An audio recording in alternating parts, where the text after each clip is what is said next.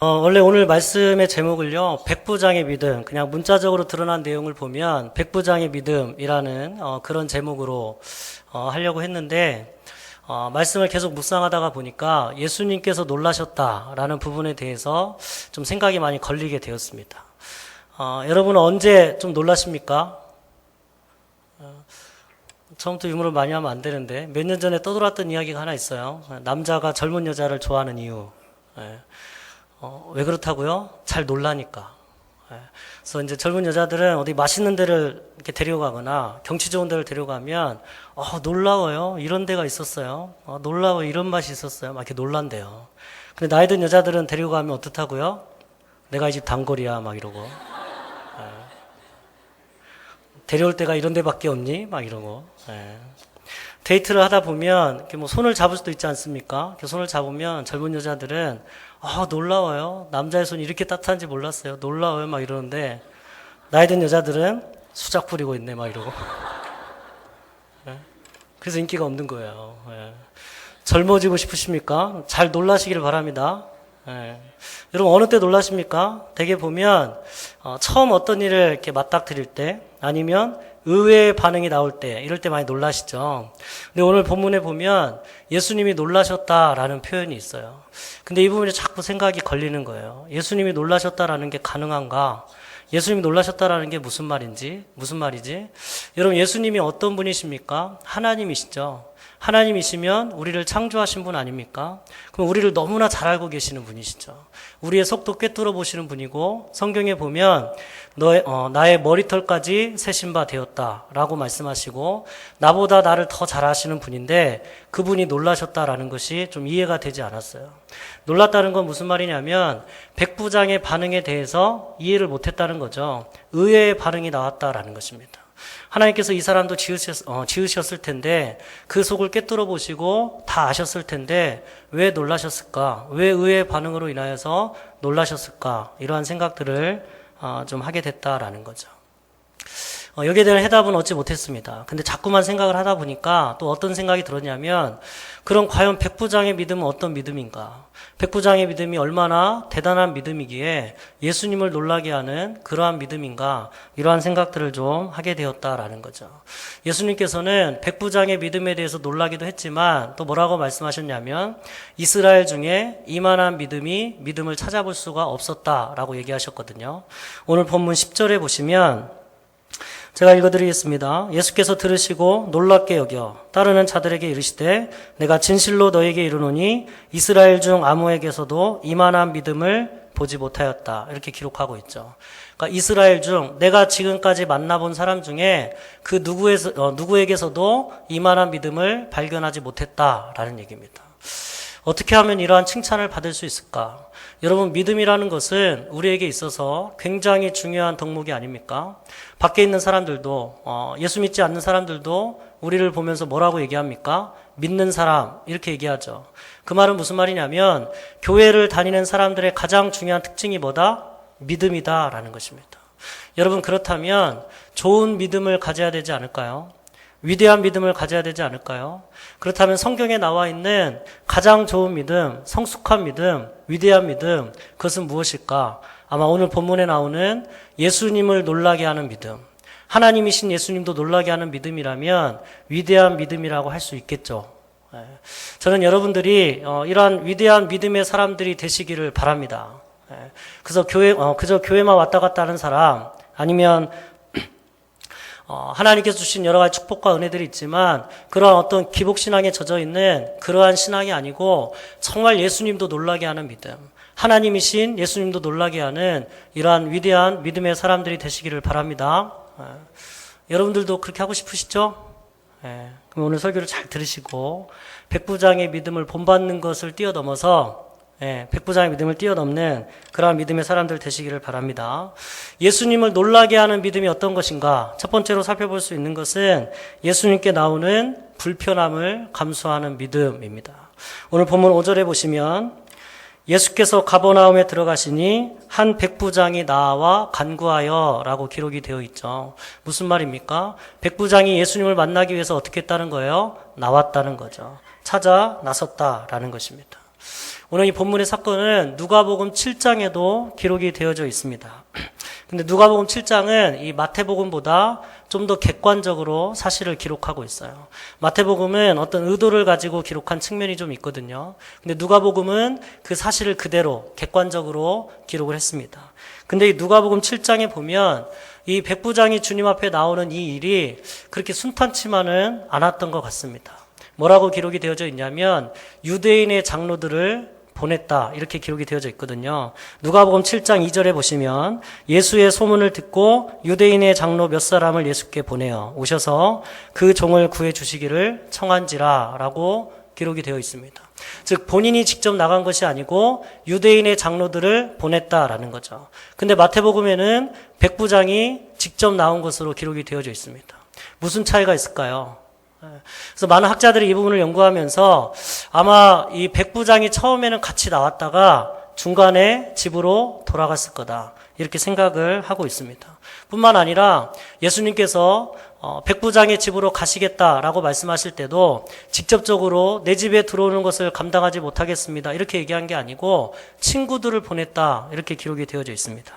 누가복음 7장 6절에 보시면 예수께서 함께 가실새 이에 그 집이 멀지 아니하여 백부장이 벗들을 보내어 이르되 주여 수고하지 마옵소서 내 집에 들어오심을 나는 감당하지 못하겠나이다 이렇게 기록이 돼 있죠. 뭐라고 돼 있습니까? 벗들을 보내어 이렇게 기록이 돼 있죠. 즉 주님께서 내 집에 들어오시는 것을 나는 감당할 수가 없습니다라는 말도 직접 한 것이 아니고 벗들을 보냈다라는 거죠. 그래서 이 백부장이 주님 앞에 나오는 과정이 굉장히 불편했고 굉장히 주저주저할 수밖에 없는 그러한 상황이었다라는 것을 알 수가 있죠. 왜 그랬을까요?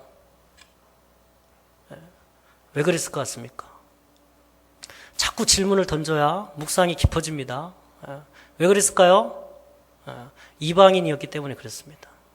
백부장은 이방인이었습니다. 아마 이방인으로서 주님 앞에 나오는 것에 대해서 굉장히 많은 어려움을 느꼈던 것 같아요. 그러다 보니까 처음에는 같이 나왔지만 유대인의 장로들을 보내고 또 들어갔다가 주님이 집으로 오신다니까 그거 내가 감당할 수 없다고 벗들을 보내고 그랬던 것 같습니다. 그러니까 이방인으로서 주님 앞에 나오는 것에 대해서 많은 불편함들이 있었다라는 거죠. 여러분 성경에 보시면 특별히 복음서에 보면 예수님을 만난 수많은 사람들이 기록이 되어져 있습니다. 근데 그 사람들을요 두 가지 종류로 좀 나눠볼 수 있을 것 같아요. 첫째는 예수님께서 직접 찾아가신 사람들입니다. 대표적인 사람이 누굽니까? 요한복음 4장에 나오는 수가성 여인이죠. 예수님께서 수가성 여인을 만나기 위해서 일부러 사마리아를 유대인들이 절대로 지나가지 않는 지나갈 일이 생겨도 돌아가는 그 사마리아를 일부러 가야 되겠다라고 말씀하시는 부분이 나옵니다. 그리고 예수님께서 수가성 여인에게 갔을 때 수가성 여인이 뭐라고 했습니까? 당신은 유대인으로서 왜 저에게 말을 거십니까? 그렇게 얘기했죠. 그만큼 유대인이 사마리아 사람들에게 말을 거는 건 이상하게 느껴졌다라는 거죠. 그래서 주님 앞에 나올 수 없는 사람, 주님이 만나러 갔음에도 불구하고 그것을 이상하게 여기는 수가성 여인을 가서 직접 찾아가서 만나주시고 그를 치유해 주셨다라는 것입니다. 이 수가성 여인뿐만 아니라 여러 병자들, 귀신 들린 자들, 이런저런 이유로 인해서 예수님께 나올 수 없는 사람들, 그 사람들을 예수님은 직접 찾아가셨죠. 그래서 그들을 만나주시고 은혜를 주시고 여러 가지 치유의 역사를 경험하도록 하셨습니다. 그래서 우리가 이러한 부분들에 대해서 은혜를 많이 받죠. 그래, 주님은 나를 먼저 만나주시는 분이야. 주님은 나를 먼저 찾아와 주시는 분이야. 오늘도 그런 은혜가 있었으면 좋겠어. 그러한 마음으로 기도하고 있는 거 아닙니까? 네, 오늘도 그런 은혜가 있기를 바랍니다. 네. 근데 여러분 성경에는요 이런 사람들만 기록되어 있는 게 아니고요 또 다른 사람들도 기록이 되어 있어요. 어떤 사람들이냐면 예수님을 만나기 위해서 직접 찾아 나온 사람들입니다. 근데 이 사람들의 면면을 보면 다 어느 정도의 불편함, 수고를 감당하고 주님 앞에 나왔다라는 것을 알 수가 있습니다. 대표적인 사람 중에 한 명이 누구냐면 누가복음 19장에 나오는 삭개오입니다. 삭개오는 주님을 만나고 싶었지만 무슨 이유로? 너무 키가 작아가지고 제가 은혜를 받는 부분입니다. 너무 키가 작아서 주님을 만날 수가 없었죠. 그래서 어떻게 했습니까? 어렸을 때 들었던 말로는 뽕나무, 돌 무화과 나무 위에 올라가서 주님을 만나게 되죠. 여러분, 우리 교회가 지금 11층에 있는데요. 엘리베이터가 만약에 안 된다면 여러분 나오실 수 있겠습니까? 여러분, 주님을 만나기 위해서 나무 타보셨어요? 제가 좀 재밌는 상상을 좀 해봤는데요. 엘리베이터가 고장나고 없는 것뿐만이 아니고 만약에 11층까지 예배드리러 오기 위해서 배수관을 타고 와야 된다. 그럼 여러분 여기 오실 수 있겠습니까? 삭개오는 배수관 정도는 아니지만 그래도 굉장히 큰 수고를 했다라는 거죠. 옛날에 우리 믿음의 부모들은 주님을 만나기 위해서 밤새도록 산에 가서 기도하다가 뭘 뽑았다고요? 소나무 뿌리를 뽑았답니다. 여러분, 소나무 뿌리 뽑아보셨습니까? 예? 요즘은 법으로 걸릴지도 모릅니다. 하여튼 삭개오는 이런 수고를 담당했어요. 근데 더한 사람도 있습니다. 마가복음 2장에 보면 한 중풍병자가 주님 앞에 나오는 사건이 있어요. 근데 이 사람은 어떻게 나왔어요? 본인이 직접 나올 수 없으니까 침상에 뉘어서 나왔죠. 마가복음 2장 3절과 4절에 보면 사람들이 한 중풍병자를 네 사람에게 메워가지고 예수께로 올세 무리들 때문에 예수께 데려갈 수 없으므로 그 계신 곳의 지붕을 뜯어 구멍을 내고 중풍병자가 누운 상을 달아내리니. 여러분, 어떠한 그림인지 아시겠죠? 주님 앞에 나오고 싶은데 도저히 나올 수가 없어서 중풍병이 너무나 심하게 들어가지고 일어날 기력이 없다 보니까 어떻게 해요? 친구들을 시켜서 부탁해서 사람들에게 부탁을 해서 나를 주님께로 좀 데려다 주오. 그렇게 부탁했다는 얘기는 성경에 나와 있지 않지만 그 간절함을 가지고 친구들이 가지고 나오지 않았겠습니까? 근데 막상 갔더니 또 어때요? 예수님 주위에 많은 사람들이 둘러싸여 있었죠. 그래서 주님 앞에 나아갈 수 없으니까 지붕 위로 올라가가지고 지붕을 뜯고 침상을 내려 주님을 만나게 되는 그러한 광경이 펼쳐져 있다라는 거죠.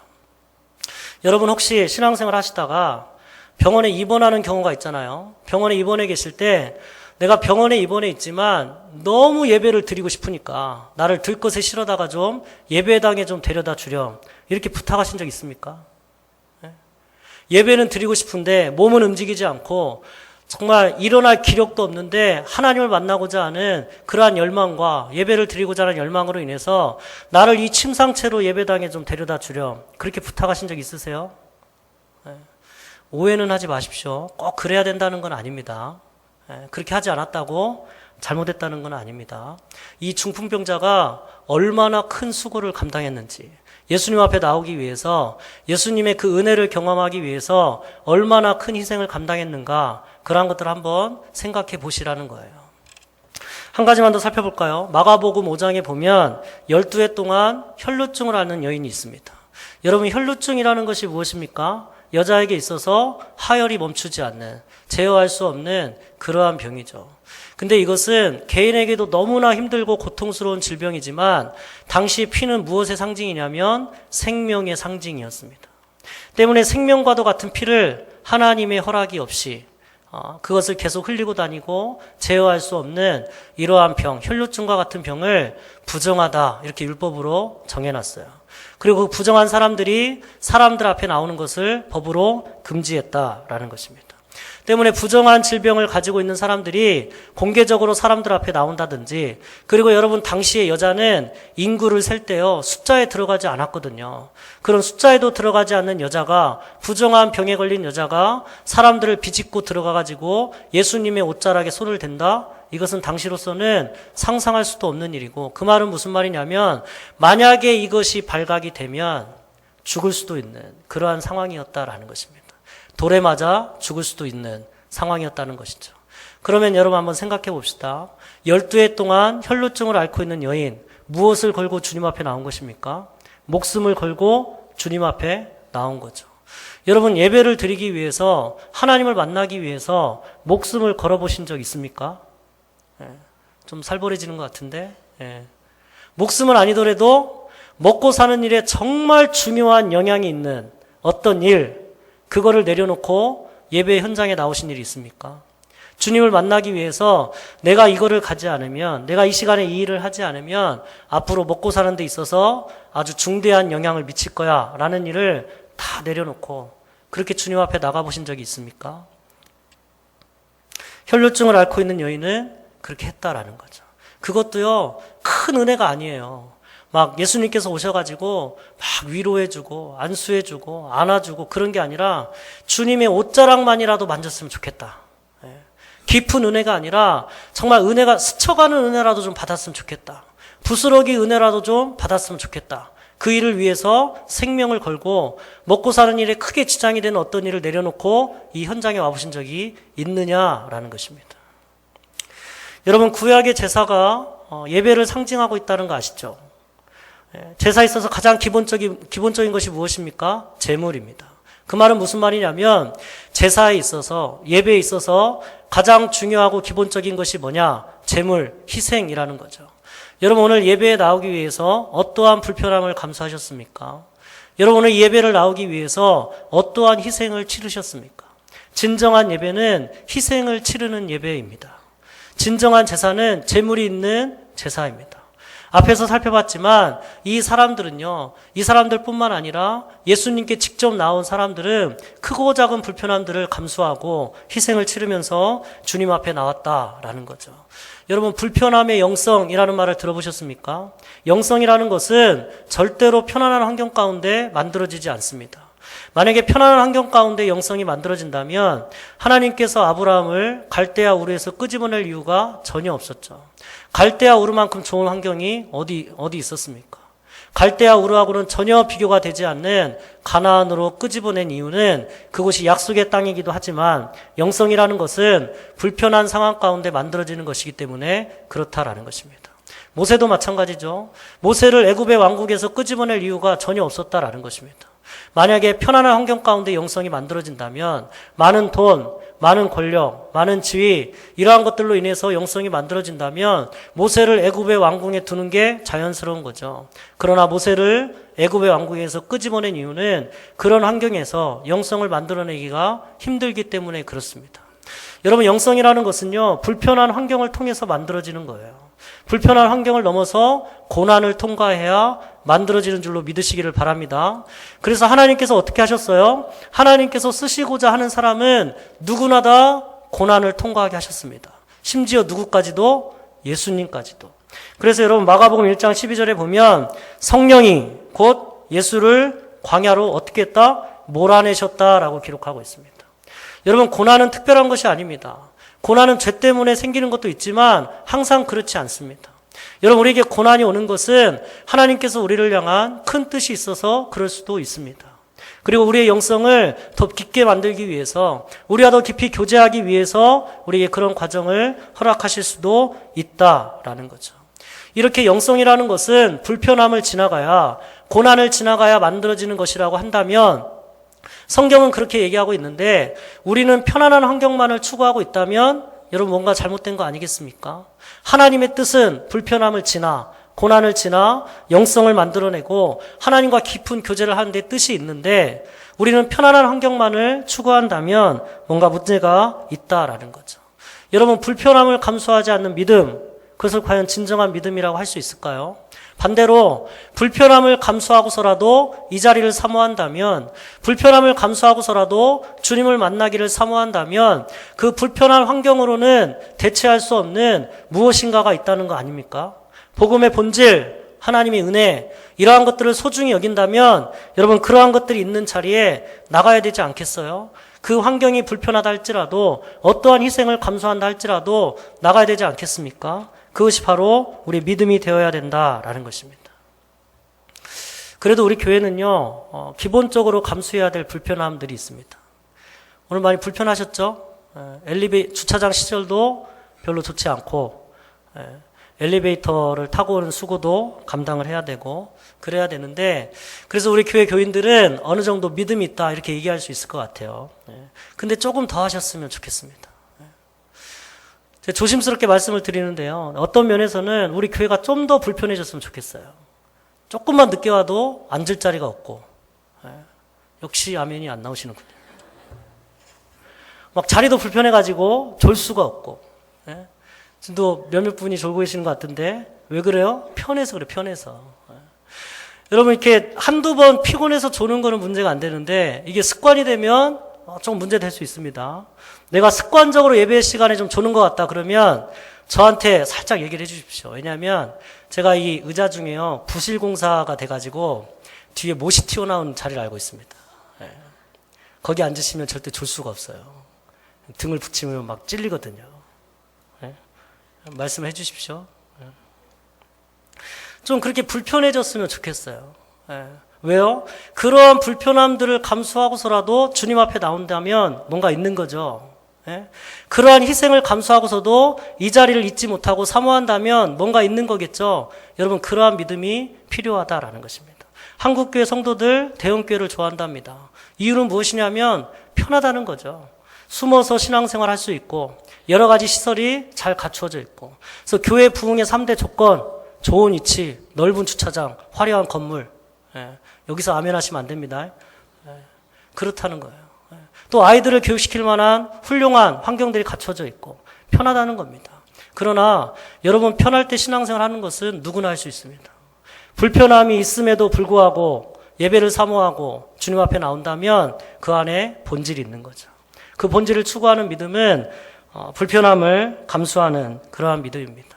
예수님을 놀라게 하는 믿음은 불편함을 감수하는 믿음입니다.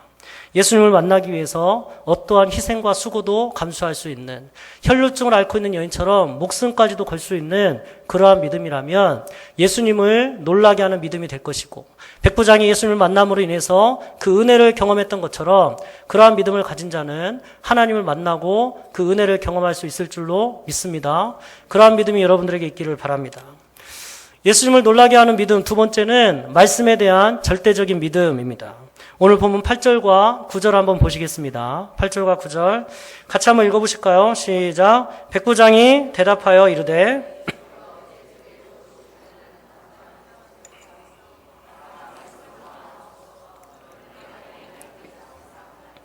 나도 남의 수하에 있는 사람이요 내 아래에도 군사가 있으니 이더러 가라 하면 가고 저더러 오라 하면 오고 내 정도로 이것을 하라 하면 하나이다 라고 기록이 되어 있죠. 특별히 8절에 보시면 말씀으로만 하옵소서 그러면 내 하인이 낫겠사옵나이다 라는 부분이 중요합니다. 이 부분이 백부장이 말씀에 대해서 어떠한 믿음을 가지고 있는가라는 것을 우리에게 보여주고 있죠. 여러분, 기독교에서 가장 핵심적인 것은 말씀입니다. 성경의 권위보다 더 높은 것이 없다라는 거죠. 제가 2주 전에 하나님 나라에 대해서 수요일날 설교하면서 이 부분에 대해서 자세하게 말씀을 드렸죠. 하나님은 말씀을 통해서 다스리십니다. 그리고 하나님의 다스림이 임하면 그것이 곧 어디다? 하나님의 나라다 그랬습니다. 하나님의 나라는 하나님의 말씀을 통해서 하나님의 다스림이 임하는 곳이라 그랬죠. 그래서 말씀이 중요합니다. 우리는 말씀을 통해서 하나님을 알게 되고 말씀을 통해서 하나님을 믿게 됩니다. 물론 기독교 안에요, 체험적인 요소들이 있습니다. 근데 여러분, 이 체험적인 요소들이 의미를 가질 때는 말씀에 대한 믿음이 우선되어지고 그 말씀에 대한 믿음이 체험으로 드러날 때 의미를 갖는 거예요. 말씀에 대한 믿음이 먼저고 체험이 그 다음입니다. 체험적인 요소만 가지고 믿음을 얘기할 수는 없어요. 체험적인 요소만 가지고 온전한 믿음을 이룰 수가 없습니다. 만약에 그렇다면 예수님께서 기적을 베풀어 주시고 소문내라 그랬을 거예요.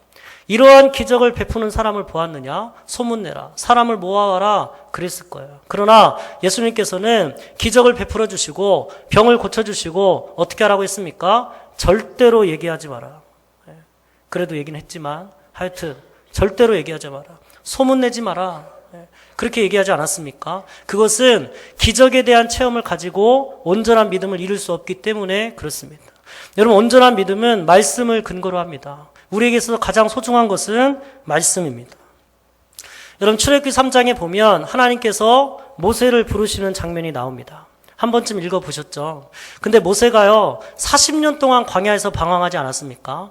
40년 동안 광야에서 방황하면서 하나님과의 교제가 없었어요. 그러다가 40년 만에 하나님이 나타나셨기 때문에 이러한 것들을 요구했죠. 지금 나를 부르시는 분이 하나님이시다라는 증거를 좀 보여주십시오.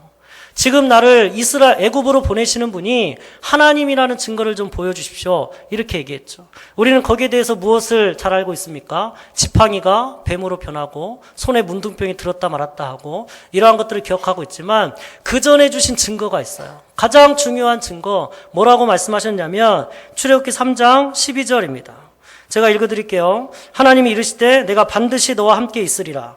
내가 그 백성을 애굽에서 인도하여 낸 후에 너희가 이 산에서 하나님을 섬기리니 이것이 내가 너를 보낸 증거니라.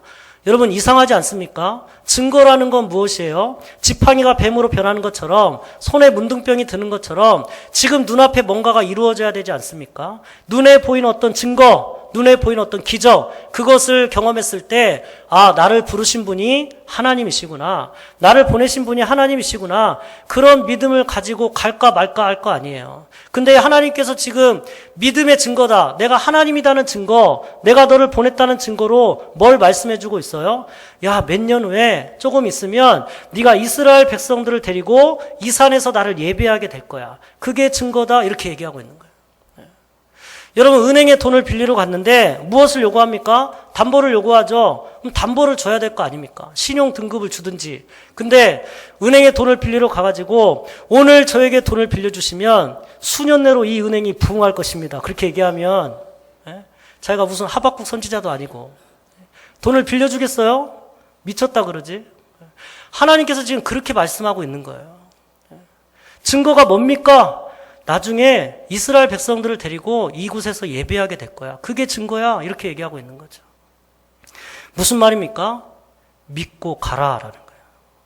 믿고 가. 그냥 말씀을 믿고 가. 증거를 믿지 말고 말씀을 믿고 가.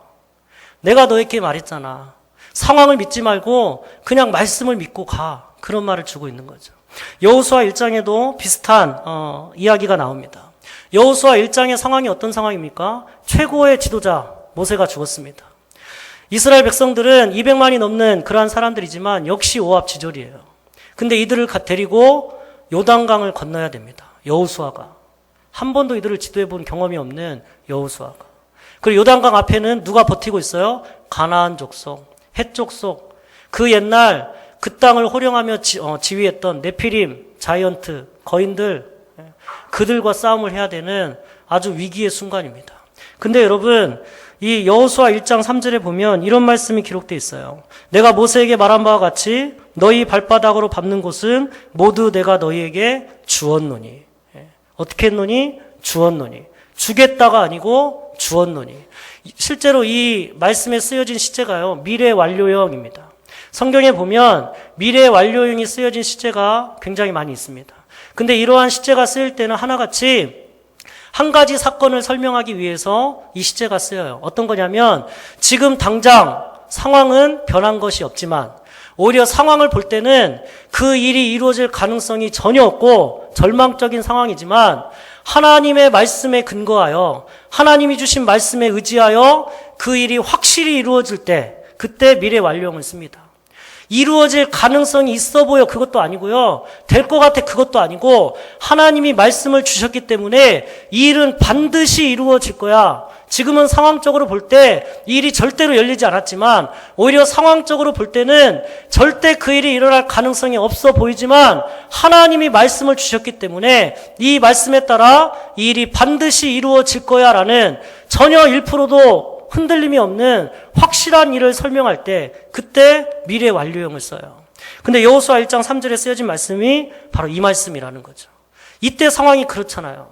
모세는 죽었고 이스라엘 백성들 이끌고 가야 되고 여리고하고 전투해야 되고 나는 아무 경험이 없고 여호수아가 그런 환경이 아니겠습니까?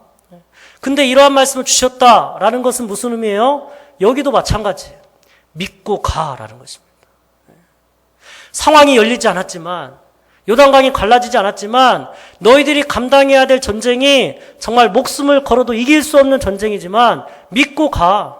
내가 말씀을 줬잖아. 상황을 보지 말고 증거를 믿지 말고 말씀을 믿어. 그냥 가. 그것이 하나님께서 주신 그러한 말씀이다라는 거죠. 여러분 아십니까? 가나안을 정탐하는 일이요. 원래 하나님의 계획 가운데 없었어요. 우리 항상 민수기 말씀만 보다 보니까 이렇게 막 믿음으로 정비하고 준비하고 굉장히 철저하고 그러한 것들을 생각하지만 원래 가나안을 정탐하는 일이요. 하나님의 계획 가운데 없었습니다. 이 나라의 정황에 대해서 신명기 1장 19절 이하에 보면 아주 자세하게 설명이 되어 있어요. 다 읽을 수는 없고요. 우리 21절부터 24절까지 좀 읽겠습니다. 우리 한 목소리로 같이 한번 읽겠습니다. 시작. 너희의 하나님 여호와께서 이 땅을 너희 앞에 두셨은즉 너희 조상의 하나님 여호와께서 너희에게 이르신 대로 올라가서 차지하라. 두려워하지 말라, 주저하지 말라 한즉 너희가 내 앞으로 나와 말하기를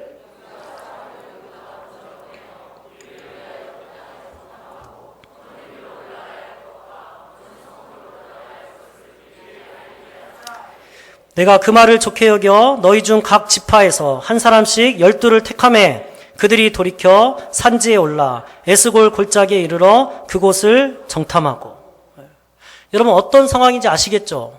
원래는 이 가나안을 정탐하는 게요, 하나님의 계획 가운데 없었다니까요. 누가 제안했어요? 이스라엘 백성들이 제안했어요. 그리고 그것을 모세가 어떻게 해요? 좋게 받아들였다. 이렇게 기록이 되어 있습니다. 하나님께 물었다 이런 표현도 없어요. 하나님 갈까요 말까요 이런 표현도 없고 그냥 이스라엘 백성들이 좋게 여겨서 정탐을 했다라는 거죠. 그 결과 어떻게 되었습니까? 이스라엘 백성들이 두려움에 쌓이게 됐죠. 여호수아와 갈렙을 제외한 모든 사람들이 광야에서 죽게 되었습니다. 그 기간이 몇 년? 40년. 정확히는 38년 걸렸습니다. 그러면 또 질문을 해볼 수 있죠. 왜 그랬을까?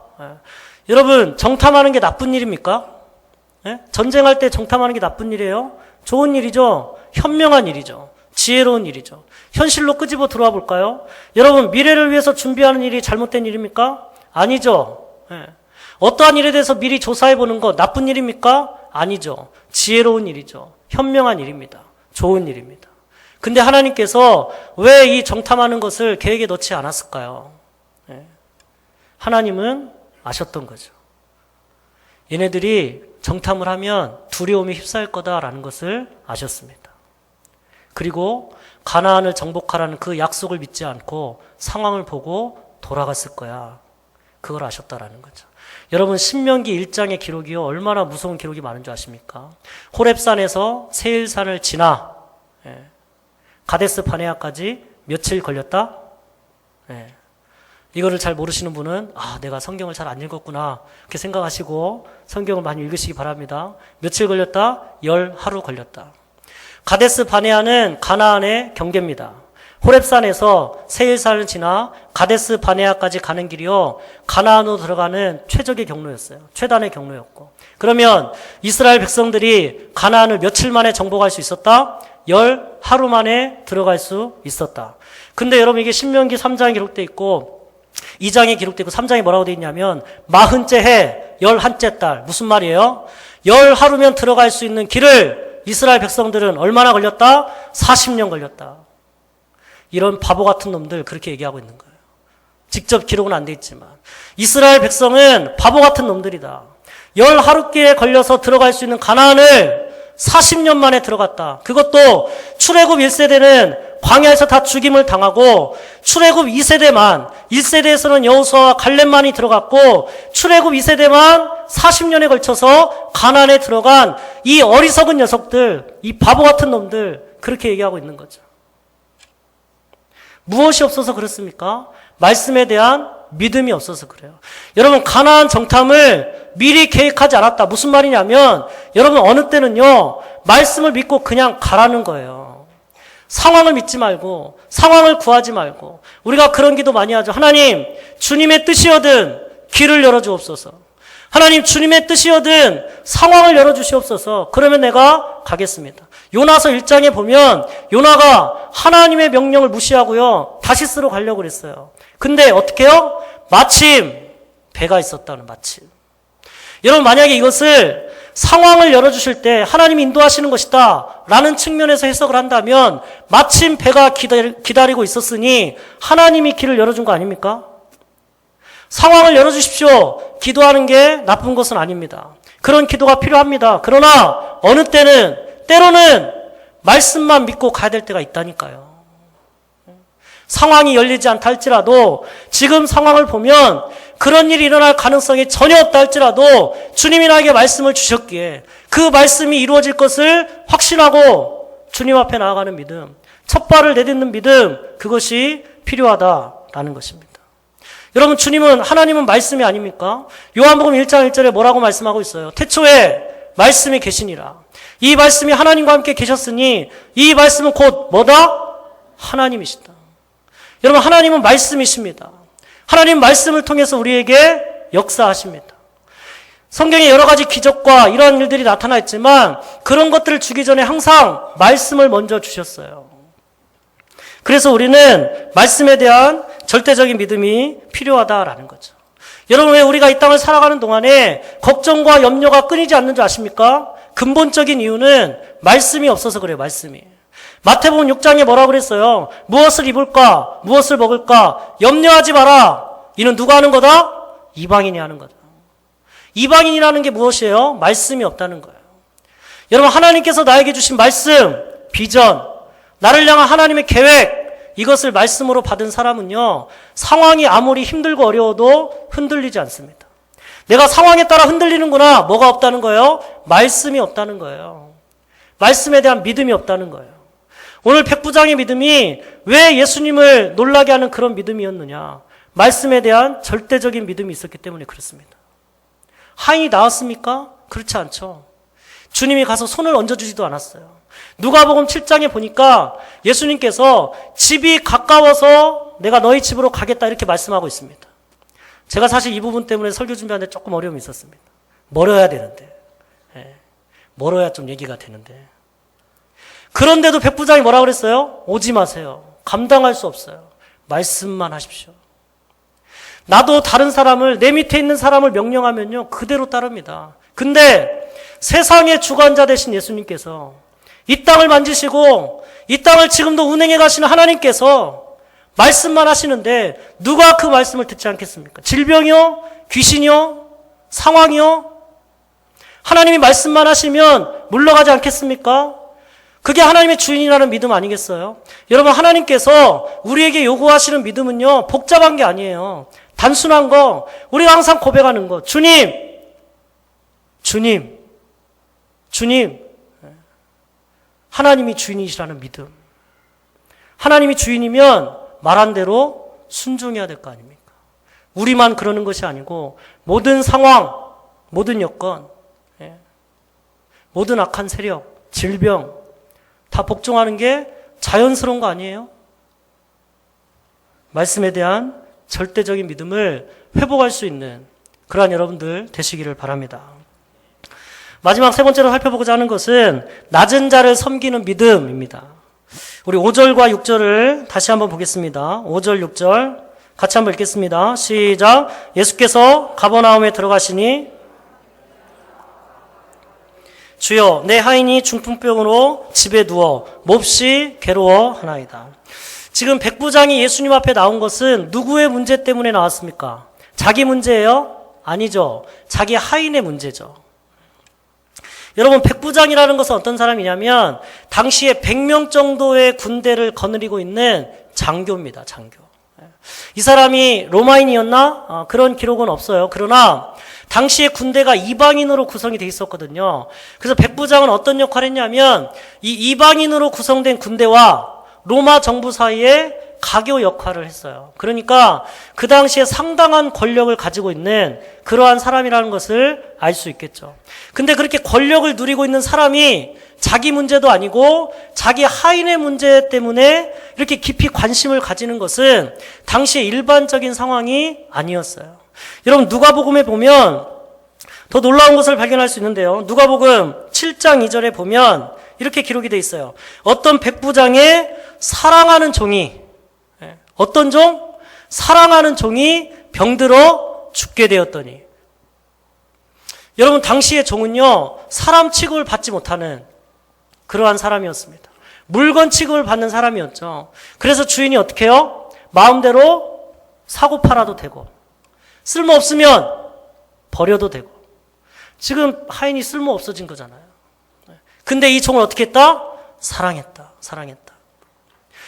여러분, 헬라어 원문을 보면 더 기막힌 사실을 발견할 수 있습니다. 여기 사랑했다라는 이 부분에 쓰인 단어가요, 엔티모스라는 단어입니다. 이 말은 무슨 뜻이냐면 존중하다, 소중히 여기다 이런 뜻이에요. 근데 이 단어가 어디서 파생이 됐냐면 티마오라는 단어에서 파생이 됐어요. 이 말은 무슨 뜻인지 아십니까? 아랫사람이 윗사람을 올려다보면서 품게 되는 존경심, 그런 말이에요. 여러분 지금 무슨 말이에요? 백부장이 물건과도 같은 자기 하인을 어떻게 대하고 있다고요? 그냥 인간으로만 취급을 해줘도 굉장히 좋고 은혜스럽고 감격스러울 텐데 그 정도가 아니라 어떤 마음? 마치 밑에 사람이 위에 사람을 올려다보면서 품게 되는 존경심을 가지고 하인을 대하고 있다는 거예요. 그만큼 소중하게 여기고 있다는 거예요. 이러니 예수님이 놀라지 않겠느냐고요. 근데 여러분 이러한 마음, 이러한 사랑, 이것이 어디서 나타났어요? 예수 그리스도에게서 나타났죠. 여러분 예수님은 우리를 굳이 구원하지 않아도 되는 그러한 분이셨습니다. 그냥 죄로 인해 죽어가도록 내버려둬도 우리는 할 말이 없는 사람들이에요. 근데 하나님께서 어떻게 하셨습니까? 예수님께서 그 높은 보좌의 영광을 버리시고 이 땅에 내려오셔서 우리를 위해서 고통을 당하시고 십자가에 못 박히시고 우리를 구원해 주셨습니다. 백부장이 지금 이 믿음을 닮은 거예요. 예수님의 믿음. 백부장이 누구였다고요? 이방인. 하나님의 택함을 받지도 못한 백성이, 하나님의 말씀을 받지도 못한 백성이 어떻게 이렇게 예수님을 닮은 믿음을 가지고 있을 수 있을까? 예수님이 놀라지 않을 수가 없었다라는 거죠. 여러분에게 있어서 이 종과 같은 사람은 누구입니까? 내가 굳이 신경 쓰지 않아도 되는 사람. 아니, 내가 좀 신경을 쓰려고 하면 힘들어지는 사람, 불편해지는 사람. 내가 굳이 섬기지 않아도 되는 사람. 그 사람을 티마오, 밑에 사람이 윗사람을 올려다 보는 것처럼 존경하는 마음을 가지고 소중히 여기며 사랑하고 그의 문제를 가지고 주님 앞에 간절히 나아가되 불편함을 감수하고 희생을 감수하면서 나아갈 수 있다면 그 믿음은 주님을 놀라게 하는 귀한 믿음이 될 줄로 믿습니다. 이러한 믿음의 사람들이 되시기를 바랍니다. 말씀의 결론을 맺겠습니다. 오늘 예수님을 놀라게 하는 믿음이라는 제목으로 세 가지를 살펴봤습니다. 예수님께 나오기 위해서 불편함을 감수하는 믿음, 말씀에 대한 절대적인 믿음, 그리고 낮은 자를 섬기는 믿음. 여러분 예수님을 만나는 일은요, 해도 되고 안 해도 되는 일이 아니에요. 나이에 관계없이, 직업에 관계없이, 형편과 상황에 관계없이 예수님을 만나는 일은 반드시 이루어져야 되는 일입니다. 좀 더 구체적으로 얘기하면 목숨이 걸린 문제예요. 생명이 걸린 문제입니다. 여러분 누가복음 7장 2절의 말씀을 다시 한번 기억해 보십시오. 그 사랑하는 종이 어떻게 했다고요? 병들어 죽게 되었으니. 예? 여러분 죽음의 문제이기 때문에 주님 앞에 나온 겁니다. 죽음의 문제이기 때문에 주님을 만나야 됐습니다. 하나님을 만나는 것은, 하나님을 인격적으로 만나는 것은 해도 되고 안 해도 되는 일이 아니에요. 여러분들의 자녀들 하나님을 인격적으로 만나는 것은 해도 되고 안 해도 되는 일이 아니에요. 좋은 대학 가고 공부 잘하고 돈 많이 버는 것보다 훨씬 더 중요하고 근본적인 일은 하나님을 인격적으로 만나는 것입니다. 이거는 생명이 달린 문제입니다. 그래서 백부장이 나온 것입니다. 근데 여러분 아무나 다 만나는 게 아닙니다. 어떤 믿음? 예수님을 놀라게 하는 믿음, 불편함을 감수하는 믿음, 희생을 치르는 믿음, 말씀에 대한 절대적인 믿음, 낮은 자를 섬기는 믿음, 그러한 믿음이 있는 사람, 그 사람이 예수님을 만나게 된다라는 거죠. 여러분 같은 사건이 마태복음에도 있고 누가복음에도 있는데 제가 마태복음 말씀을 굳이 선택한 이유가 있습니다. 마태복음은요 의도가 있는 성경이에요. 유대인들을 향해서 쓴 성경입니다. 보다 더 객관적인 사실은 누가복음에 기록되어 있어요. 근데 마태복음은 유대인들에게 지금 도전하고 있는 거예요. 이방인이 이만한 믿음을 보이고 있다. 니들은 뭐냐? 그러고 있는 거죠. 니들은 하나님이 택했잖아. 니들은 역사 가운데 하나님이 보여주신 게 있잖아. 너희들은 말씀이 있잖아. 두루마리가 있잖아. 근데 이방인보다도 못한 믿음을 가지고 있다니 너희들은 뭐니 도대체? 그렇게 얘기하고 있는 거죠. 지금으로 얘기하면 교회를 오래 다녔습니다. 모태신앙입니다. 직분을 가지고 있습니다. 여러분 그것이요 이 믿음을 책임져 주지 않는다라는 거예요. 내 부모가 믿는 사람이라고 내 믿음을 책임져 주지 않는다라는 거예요. 하나님을 인격적으로 만나는 믿음, 예수님을 놀라게 하는 믿음, 로마서 1장 17절에 보면 믿음으로 믿음에 이르게 한다 이런 말씀이 있습니다. 앞에 믿음은 하나님이 우리에게 선물로 주시는 믿음이에요. 우리가 아무리 노력해도 얻을 수 없는 믿음, 그러나 뒤에 믿음은 앞에 믿음을 근거해서 우리가 노력해서 달려가야 되는 믿음. 우리가 이 백부장처럼 주님 앞에 나오기 위해서 불편함을 감수하고 희생을 감수하고 말씀에 대한 절대적인 믿음을 가지기 위해서 하나님을 주인 삼기 위해서 하나님이 주인 되시는 그 믿음을 위해서 나를 날마다 죽이는 그 믿음, 그걸 가지고 도달해야 되는 믿음이에요. 여러분, 신앙생활은 그런 것입니다. 축복합니다. 위로합니다. 사랑합니다. 그런 말만 들으니까 신앙생활이 쉬운 것 같으시죠? 그렇지 않아요, 여러분. 하나님과 함께 가셔야 됩니다. 성령이 충만하지 않으면 절대 도달할 수 없는 믿음입니다. 여러분, 이러한 믿음을 가지고 주님 앞에 나아갈 수 있는 그러한 여러분들 되시기를 바랍니다. 찬양하고 기도하시겠습니다.